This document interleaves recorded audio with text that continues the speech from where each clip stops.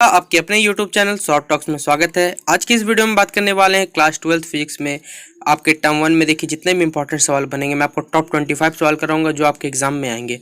तो आप सभी वीडियो को लास्ट तक बने रहिएगा। वीडियो पसंद आए तो वीडियो को लाइक करिएगा, चैनल पर न्यू आया तो चैनल को सब्सक्राइब करिएगा और साथ में बेल आइकन प्रेस कर लीजिए ताकि जब भी कोई अपडेट आएगा जैकपॉट को तो सबसे पहले आपको हमारे चैनल पर अपडेट मिल जाएगा। ठीक है, तो चलिए सबसे पहला सवाल हमारा ये रहा कि two charges of equal magnitudes keep at a distance R. दो चार्जेस है, दोनों के बीच का जो दूरी है वो डिस्टेंस आर रखा गया है और दोनों के बीच में जो फोर्स है वो एफ रखा गया है। अगर हम लोग चार्ज को क्या करते हैं, आधा करते हैं और दोनों के बीच का जो दूरी है उसको हम क्या करते हैं, डबल कर देते हैं। तो जो नया फोर्स होगा वो क्या होगा हमें बताना है। तो क्या आप ये नहीं बता सकते? आपको ये आराम से आता होगा, आपने पढ़ा होगा कि जब हम दूरी को क्या कर देते हैं, डबल करते हैं और चार्जेस को क्या करते हैं, आधा करते हैं। क्यू पहले था, अब Q/2 ले रहे हैं। तो आपने पढ़ के रखा हुआ इलेक्ट्रोस्टैटिक फोर्स में कि क्या पढ़ा है कि नहीं पढ़ा है, तो उसी से आप यहाँ से निकालिएगा जो नया फोर्स वो एक्ट करेगा वो क्या करेगा। आप सभी बच्चे बता सकते हैं आराम से। तो इसका आंसर देखिए क्या हो जाएगा, आपका F/ क्या हो जाएगा, 16 हो जाएगा। ठीक है, ऑप्शन नंबर डी इसका मार्क कर लीजिए। ये सारा का सारा क्वेश्चन मैंने सॉल्व करवाया है पहले भी, उसका लिंक आपको वीडियो के डिस्क्रिप्शन बॉक्स में मिल जाएगा, वहाँ पे क्लिक करिएगा, आपको सारा का सारा सेट यहाँ पर सॉल्व मिल जाएगा। ठीक है, अगला सवाल है हमारा कि which of the following is the SI unit of electric field. तो इलेक्ट्रिक फील्ड का बच्चों ऐसा यूनिट क्या होता है, तो आपको मालूम होगा क्या रख सकते हैं हम लोग, तो क्या रख देंगे। ठीक है, ऑप्शन नंबर क्या रख देंगे, डी रख देंगे। ठीक है, तो ये इसका आंसर हो जाएगा ऑप्शन नंबर डी, न्यूटन पर कूलम। देखिए यहाँ पर ये हिंदी वाला क्वेश्चन जोड़ दिया गया है कि कौन विद्युत क्षेत्र की इकाई, जो हिंदी माध्यम के बच्चे वो हिंदी से कर लीजिएगा, न्यूटन प्रति कूलम। ठीक है, अगला है हमारा when an electric dipole is placed in uniform electric field. एक इलेक्ट्रिक डायपोल को जब हम लोग यूनिफॉर्म इलेक्ट्रिक फील्ड रखते हैं तो वो क्या महसूस करता है, और टॉर्क में एक नेट फोर्स लगता है, उस पर एक टॉर्क लगता है, दोनों एक नेट फोर्स एक टॉर्क दोनों महसूस करता है, या फिर नहीं नेट फोर्स या फिर टॉर्क। तो क्या होगा सही जवाब इसका हो जाएगा ऑप्शन में, वो क्या महसूस करता है, एक टॉर्क, उसको क्या एक्सपीरियंस किया जाता है उसके द्वारा। तो 3 का बी और एक इंपॉर्टेंट सवाल मार्क कर लीजिए। अगला ये सवाल आपसे ऑब्जेक्टिव में जरूर पूछा जाएगा कि 1 वोल्ट किसके बराबर होता है। तो याद रखिएगा बच्चों 1 वोल्ट किसके बराबर होता है, 1 जूल पर बाई 1 कूलम। ठीक है, ऑप्शन नंबर क्या हो जाएगा आपका सी इसका राइट आंसर टिक करिएगा। ठीक है, अगला हमारा इंपॉर्टेंट सवाल है बच्चों, देखिए ये वाला भी एक इंपॉर्टेंट सवाल मार्क कर लीजिए कि इफ़ अ डाइलेक्ट्रिक स्लैब, एक डाइलेक्ट्रिक स्लैब को जब हम क्या करते हैं, इंट्रोड्यूस करते हैं दो पैरेलल प्लेट कैपेसिटर के बीच में, तो उसमें जो कैपेसिटेंस है वो बढ़ेगा, इंक्रीज करेगा, डिक्रीज करेगा, रिमेन सेम रहेगा या फिर मतलब जीरो हो जाएगा। तो क्या होगा बच्चों सही जवाब इसका हो जाएगा, वो इसका जो कैपेसिटेंस रहता है वो क्या करता है, इंक्रीज करे। तो 5 का आप लोग 8 टिक कर लीजिएगा। ठीक है, अगला सवाल है बच्चों हमारा कि the value of absolute permittivity of free space. देखिए absolute permittivity of free space का जो यूनिट वैल्यू होता है वो क्या होता है, आपने पहले चैप्टर में पढ़ा होगा, सबसे पहले तो याद होगा कि 8.854 इंटू 10⁻⁻12 कूलम स्क्वायर पर न्यूटन मीटर पर मीटर स्क्वायर। तो ऑप्शन नंबर ये बच्चों कहाँ है हमारा, ऑप्शन नंबर ये मिल जाएगा आपको ए में मिल जाएगा। तो 6 का ए इसका आंसर हो जाएगा और इंपॉर्टेंट सवाल ऑब्जेक्टिव में जो आपसे पूछा जाएगा। इसे बच्चों आप छोड़ सकते हैं, ये इतना इंपॉर्टेंट नहीं लग रहा मुझे कि in a reason of constant potential, एक रीजन है जहाँ पर पोटेंशियल क्या है, कांस्टेंट है, उसमें क्या क्या होने वाला है। इलेक्ट्रिक फील्ड आपका यूनिफॉर्म है या फिर इलेक्ट्रिक फील्ड जीरो है, देयर कैन बी चार्ज, उस क्षेत्र के अंदर क्या कहीं चार्ज है, या फिर the electric field cell necessary charge if a charge place outside the region. ठीक है, अगर इलेक्ट्रिक फील्ड क्या है, नेसेसरी चार्ज होगा कब, जब चार्ज को कहाँ रखा जाता है, रीजन के आउटसाइड रखा जाता है। तो कब हमारा जो पोटेंशियल है बच्चों वो कांस्टेंट रहेगा, इस केस में बताना है। तो याद देखिए इस केस में क्या होगा, जब चार्ज पोटेंशियल आपको कांस्टेंट तो इलेक्ट्रिक फील्ड क्या हो जाएगा बच्चों, वो हो जाएगा आपका जीरो। इसलिए 7 का बी आप लोग टिक कर लीजिएगा। ठीक है, अगला सवाल है बच्चों हमारा, इसमें देखिए कौन सा करेक्ट एनर्जी। देखिए पहला बात है एनर्जी स्टोर्ड इन कैपेसिटर का आपने फॉर्मूला पढ़ा होगा, तो उसी से देखिए छठे, क्योंकि एनर्जी स्टोर्ड इन कैपेसिटर देखिए 3 फॉर्मूला आपने पढ़े होंगे, उसमें से देखिए एक फॉर्मूला यहाँ पर नहीं है, वो कौन सा नहीं है, हाफ CV² पढ़ा होगा, Q²/2C पढ़ा और हाफ QV पढ़ा होगा, लेकिन आपने कभी ये नहीं पढ़ा होगा आपका 8 का D जो QV² है, ये फॉर्मूला नहीं होता है, इसलिए यही इसका राइट आंसर कौन सा फॉर्मूला नहीं बना। अगला ये तो आप लोग देखते मार दीजिएगा, इलेक्ट्रिक फ्लक्स का आपसे बच्चों यूनिट पूछा गया, तो ये तो ऐसे निकालिएगा, न्यूटन पर कूलम मीटर स्क्वायर, हो गया खत्म इसका आंसर। ठीक है, ये इतना ही था। अगला ये इंपॉर्टेंट रखिएगा, ये इंपॉर्टेंट सवाल कि the surface consider for Gauss's law, इतना हार्ड सरफेस है। ठीक है, जो सरफेस हम लोग कंसीडर करते हैं किसी गॉस लॉ, उस सरफेस को क्या कहा जाता है बच्चों, हमें ये बताएं। तो क्लोज सरफेस, गोलाकार सतह, गॉसी सतह, या फिर बच्चों हमारा समतल सतह, तो क्या कहा जाता है बच्चों, याद रखिए इसको। तो क्या होगा बच्चों इसका आंसर गॉसियन सरफेस। इससे तो आराम से आप लोग टिक कर दीजिए, इसके लिए कोई बड़ी बात नहीं है। ठीक है, 10 का सीट टिक करिएगा। और इंपॉर्टेंट सवाल इससे तो आपको याद अपने खुद हो जाएगा। देखिए अगला है, ये भी देखिए आपको पूछा हुआ है कि एक इलेक्ट्रिक चार्ज क्यू है, जब से क्या करते हैं सेंटर ऑफ ए क्यूब पे रखा जाता है, क्यूब का साइड ए दिया हुआ है, तो वहाँ जो इलेक्ट्रिक फ्लक्स होगा वो फेसेस पे आपका वहाँ किसी भी फेसेस पे वो इलेक्ट्रिक फ्लक्स का जो वैल्यू निकलेगा वो क्या निकलेगा हमें बताना है। तो क्या निकलेगा बच्चों, Q/6 एप्सिलॉन नॉट। देखिए डायरेक्ट डेरिवेशन से क्वेश्चन दिया हुआ है आपको, तो याद रखिए Q/6 एप्सिलॉन नॉट इसका इंपॉर्टेंट आंसर टिक करिएगा। अगला ओम्स लॉ देखिए किसके द्वारा फॉलो किया जाता है, ये हमसे पूछा गया। तो याद रखिएगा ओम्स लॉ बच्चों किसके द्वारा फॉलो किया जाता है, कंडक्टर के द्वारा। याद रखिएगा ओम्स लॉ किसके द्वारा फॉलो किया जाता है, कंडक्टर के द्वारा। तो 12th का आप लोग ए टिक करिएगा। ठीक है, अगला सवाल है बच्चों हमारा कि देखिए यहाँ पूछा drift velocity. Drift velocity VD जिसे आप कह सकते हैं, varies with the intensity of electric field as पर एज। देखिए वो वैरी करता है इलेक्ट्रिक फील्ड में कौन से रिलेशन के साथ, हमें पता है डायरेक्टली है, इन्वर्सली है, कुछ कांस्टेंट है, कुछ डायरेक्टली, किस रिलेशन में फॉलो करेगा। तो यह देखिएगा जो ड्रिफ्ट वेलोसिटी वो directly proportional to electric field होता है। ऑप्शन नंबर बच्चों हमारा डी हो जाएगा इसका राइट आंसर।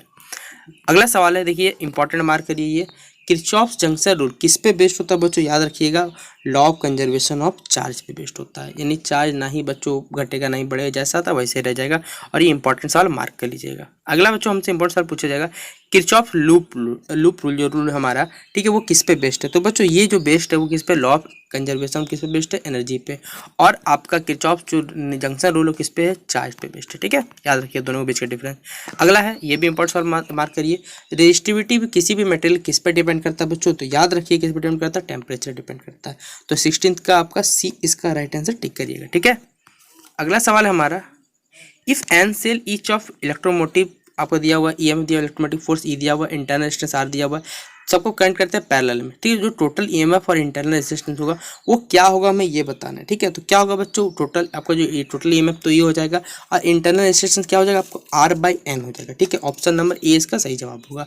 और आप इंपॉर्टेंट सवाल इसे छोड़ दीजिए, कोई दिक्कत नहीं है। ये वाला इंपॉर्टेंट करिएगा कि द रेजिस्टिविटी ऑफ एलॉय मैग्नेनिन, ठीक है, आपका रेजिस्टिविटी जो एलॉय मैग्नेनिन का वो कैसा होता है बच्चों। तो याद रखिएगा वो क्या है, नियरली इंडिपेंडेंट, वो टेम्परेचर से क्या है, लगभग क्या मुक्त रहता है, स्वतंत्र है। 18 का ए टिक करिएगा। अगला ये आपको खुद याद होगा कि equivalent resistance of resistor in parallel combination बच्चों क्या होता है। तो वो आपका क्या करता है, डिक्रीज करता है, पैरेलल में डिक्रीज होता है, सीधा बात है, यानी कम हो जाएगा। अगला याद रखिएगा बच्चों, हमारा सवाल पूछा गया है कि in a Wheatstone bridge if the battery and the galvanometer action, एक व्हीटस्टोन ब्रिज है, वहाँ पर हम बैटरी इंटरच आपस में बदल देते हैं, तो जो डिफ्लेक्शन देखा जाए गैल्वेनोमीटर वो क्या होगा बच्चों, कोई चेंज होगा नहीं, कोई चेंज नहीं हो, जैसा था वैसे रह जाएगा। 20 का सी नॉट चाहिए, इंपॉर्टेंट सवाल मार्क कर लीजिएगा। अगला है बच्चों, ये वाला सवाल भी अच्छा सवाल है कि the nature of parallel current and anti parallel क्या होता है। पैरेलल करंट एंटी पैरेलल का जो नेचर होता है बच्चों वो क्या होता है, याद रखिएगा दोनों के बीच के बच्चों कि पैरेलल करंट अट्रैक्ट करता है, जो आपका एंटी पैरेलल करंट वो क्या होता है, रिपेल करता है। तो ऑप्शन नंबर 21 का बी टिक करिएगा। अच्छा सवाल है, मार्क कर लीजिएगा। ये आप खुद से बनाइए। ठीक है, इसका आंसर बता दो, ये बन जाएगा आपसे, खाली बस रिलेशन का याद रखिए। क्या बोला है कि चार्ज पार्टिकल को क्या कर दिया जाता है, वेलोसिटी डबल किया जाता है, मैग्नेटिक फील्ड का जो स्ट्रेंथ है उसको आधा का, हाफ मतलब होता है आधा, तो जो रेडियस होगा हमें वो पूछा हुआ है। ठीक है, तो इसका आंसर याद रखिएगा बच्चों, क्या हो जाएगा, 4 टाइम्स होगा इसका। 22 का 20 का सही आंसर होगा। ठीक है, अगला है मैग्नेटिक फ्लक्स, ये तो आपसे पूछेगा एग्जाम में, लिख के रख लीजिए, वेबर, याद रखिएगा। मैग्नेटिक फ्लक्स का बच्चों ऐसा यूनिट क्या होता है, वेबर होता है। सवाल हमारा, cyclotron is use to accelerate, cyclotron किसको एक्सलेट करने के लिए किया जाता है बच्चों। तो याद रखिएगा पॉजिटिव आयंस, याद रखिए जो धन आयन है उनको एक्सलेट किया जाता है किसके, साइक्लोट्रॉन की सहायता से। अगला आप ये भी इंपॉर्टेंट सवाल मार्क करिए कि मैग्नेटिक फील्ड बी है centre at the centre of A current carrying conductor loop, जिसका रेडियस दिया हुआ है। तो यहाँ पर क्या रिलेशन बच्चों बैठे ये हमें बताना है। तो यहाँ पर क्या होगा, B is inversely proportional to R, और ये है आपका ऑप्शन नंबर बी में इसका सही जवाब है। ठीक है, इंपॉर्टेंट सवाल मार्क कर लीजिएगा। ये वाला भी बच्चों, ये रिलेशन देखिए कोई ना कोई आपको मतलब 2-3 ऐसा क्वेश्चन पूछा जाएगा कि डिस्टेंस बिटवीन डिस्टेंस को आधा कर दिया जाएगा, चार्ज को डबल कर दिया, ये सारा सवाल पूछा ही जाएगा, ताकि बच्चे इसमें कन्फ्यूज होता है निकालते इसलिए। तो देखिए लिखा हुआ है कि the distance between 2 parallel current carrying conductor is double, दो डिस्टेंस से किसी 2 पैरेलल करंट कंडक्टर बीच में डबल कर दिया जा रहा है, तो क्या इफेक्ट होगा दोनों का फोर्स के बीच में, तो ये हमें बताना है। तो क्या होगा, फोर्स बिकम खुद क्या हो जाएगा, आपका जो डिस्टेंस है वो आधा कर दीजिएगा, तो सीधा बात है बच्चों, फोर्स क्या होगा आपका, वो भी क्या हो जाएगा, आधा हो जाएगा, यानी 1/2। और वो कहाँ है बच्चों, हमारा ऑप्शन नंबर बी में इसका राइट आंसर। ठीक है, ये एक सवाल देखिए जरूर आपको पूछा जाएगा, मैं बता देता हूँ आपको। अगला ये उतना इंपॉर्टेंट नहीं लग रहा मुझे कि आ मूविंग चार्ज पार्टिकल एक्सपीरियंस है नो, एक मूविंग चार्ज पार्टिकल इसमें कोई भी चार्ज वो एक्सपीरियंस नहीं करता जब वो क्या करता है एक यूनिफॉर्म मैग्नेटिक फील्ड जाता है। ऐसा क्यों बच्चों ये हमें बताना है, तो याद रखिए इसका आंसर क्या होगा, charge particles move parallel to the, जो चार्ज पार्टिकल है क्या कर रहा है मैग्नेटिक फील्ड के पैरेलल चल रहा है। ऑप्शन नंबर बी और मार्क कर लीजिएगा, ठीक है आंसर इसका। अगला ये इंपॉर्टेंट सवाल छपेगा इस चैप्टर से आपका, द अर्थ, ठीक है, behaves as a magnet with magnetic field. Earth जो हमारे मैग्नेटिक बिहेव करता है मैग्नेटिक फील्ड, उसमें बच्चों जो ज्योग्राफी होता है कैसे चलता है, north to south, south to east to west, या फिर बच्चों हमारा क्या वेस्ट टू ईस्ट। तो कैसा डायरेक्शन रहता है बच्चों, तो याद रखिएगा क्या होता है आपका साउथ टू नॉर्थ। तो ये हमारा ऑप्शन नंबर बी में इंपॉर्टेंट सवाल मार्क कर लीजिएगा, ठीक है। अगला ये भी सवाल, ये सवाल डायरेक्ट ऑब्जेक्टिव पूछा जाएगा कि the angle between geography medium और मैग्नेटिक मीडियम, जो बीच का जो एंगल होता है उस एंगल को हम लोग क्या कहते हैं, तो याद रखिए कहा जाता है magnetic declination. Option number A इसका राइट आंसर होगा, ठीक है। अगला 30 number, the strength of the earth magnetic field, जो अर्थ का जो मैग्नेटिक फील्ड का स्ट्रेंथ उसे कहा है वो कांस्टेंट रहता है, जीरो रहता है, हाई वैल्यू पे बच्चों वेरी कर, हर जगह पे वैल्यू करता है सरफेस पे, या फिर हाई वैल्यू रहता है हैवी जगह पे जब रहता है। तो क्या होगा सही जवाब, किसका जो वैल्यू होता है बच्चों वो हर प्लेस पे अर्थ का वेरी करता है, अलग अलग हो सकता है। तो 30 का डी और एक अच्छा इंपॉर्टेंट सवाल मार्क करिएगा। ये बच्चों एंगल ऑफ डी पूछा जाएगा कि vertical components of earth magnetic field किसी जगह पे दिया हुआ √3 दिया हुआ है और आपका एंगल ऑफ डी पूछा हो उस प्लेस पे पूछा हो, तो कौन सा एंगल बनेगा, वो बनेगा आपका 60 डिग्री बनेगा, ठीक है, tan 60 डिग्री, ठीक है। यहाँ से आपका 60 डिग्री हो जाएगा इसका आंसर। अगला सवाल, ये law of Lenz law mark कर लीजिए आएगा कि लॉ ऑफ लेंज लॉ जो आपका बच्चों किस पे बेस्ड होता है, लॉ ऑफ कंजर्वेशन, वो चार्ज एनर्जी पे आपका क्या होता है बेस्ड होता है। ये सवाल आएगा आपके एग्जाम में, लिखिएगा। EMF, ठीक है, इसे छोड़ सकते हैं, लेकिन ये 34 नंबर म्यूचुअल इंडक्टेंस, जितना यूनिट है सारा पढ़ के जाइएगा। म्यूचुअल इंडक्टेंस किसका बच्चों, इसका जो यूनिट होता है वो क्या होता है हेनरी होता है। 34 का सी मार्क करिएगा, ठीक है। अगला सवाल है बच्चों हमारा, magnetic field is parallel to the surface, एक मैग्नेटिक फील्ड है जो सरफेस के क्या पैरेलल है, तो मैग्नेटिक फ्लक्स जो होगा वो बच्चों क्या होगा, तो याद रखिए वो क्या होगा इनफाइनाइट होगा। जब इस केस में होगा तो 34 का सी इनफाइनाइट पे जाएंगे। और ये भी अच्छा सवाल मार्क कर लीजिएगा। और 33 में हम लोग देख लेते हैं कि EMF इंट्रोड्यूस किया जाता है जब किसी कॉइल में, तो बच्चों क्या होता है, याद रखिए वो directly proportional to the rate of change, यानी क्या होता है जो आपको मैग्नेटिक फ्लक्स चेंज कर रहा है, ठीक है, rate of change magnetic flux के क्या होता है डायरेक्टली प्रोपोर्शनल होता है। 33 का बी इसका सही आंसर होगा। और देखिए सारे के सारे आंसर भी आपको करवा दिए मैंने मॉडल सेट पेपर 2 का, और इसमें देखिए जितने इंपॉर्टेंट क्वेश्चन का तो वो भी करवा दिए। आशा करता हूँ कि आपको कोई दिक्कत नहीं आएगा मॉडल सेट पेपर 2 से। इसी तरह अगर बाकी आपको जितने मॉडल सेट पेपर से VVI क्वेश्चन चाहिए तो बताइएगा, मैं आपसे बच्चों को इंपॉर्टेंट सवाल करवा दूँगा, चाहे टर्म 1 हो चाहे टर्म 2, ठीक है। तो ये वीडियो पसंद आया तो वीडियो को आप शेयर कर दीजिएगा। तो चलिए मिलते हैं।